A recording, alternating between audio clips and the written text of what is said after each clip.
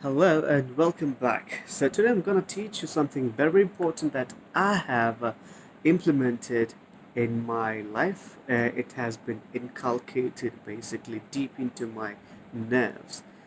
That's basically for the passion of English. I personally call it as LME theory. L is listening, M is memorize, and the third one is E, that's execution. Like I always say, when we were kids, we had nothing in our brains, completely empty with 2 years. This 2 years basically had a very crucial role when we were kids because we only heard things. Now, heard is an incorrect word actually. It was listening. We, were, we were very keen to listen things around you. Like when you watch kids, they will imitate you. If you say something, they will just imitate you. So it works as a tape recorder. They record and they repeat again. So the first thing that I'm telling you is listen. You have to listen to some quality English, not just any random English, but some quality English. Don't go for high or really tough sentences, go for simple sentences. Now, when I say simple sentences, a good communication basically takes place when you use a language where both the parties listen, understand, and they speak out.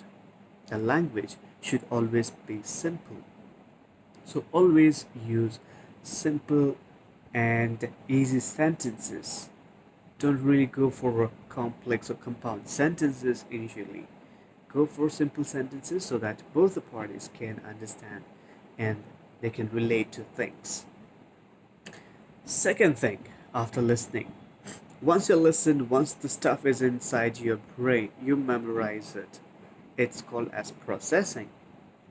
So, if you listen to something, say apparently if you're listening to something on a TV, you have to memorize that. What is that sentence? So, say a dialogue delivery by an actor, the delivery by somebody, or maybe an interview basically taking place over the television. Just think over it what these guys were speaking. Try to memorize it, try to repeat it in your mind, and let it be there. In this case, what happens? The brain gets a habit to listen and work on it. Not just listen anything and leave it, but it gets a habit of memorizing it so that everything that you listen perhaps gets stored here. And then when you repeat in your brain gets a habit to memorize it and keep it stored. That's the second thing. And the third thing is to execute it well. Now, once you're done with listening, once you're done with the processing, the third thing is you voice it out. You speak out. So, in that case, you speak out not to yourself, but when you go outside, when you go talk to somebody, try to use those sentences that you listened, that you have memorized, and then this is the time to execute them.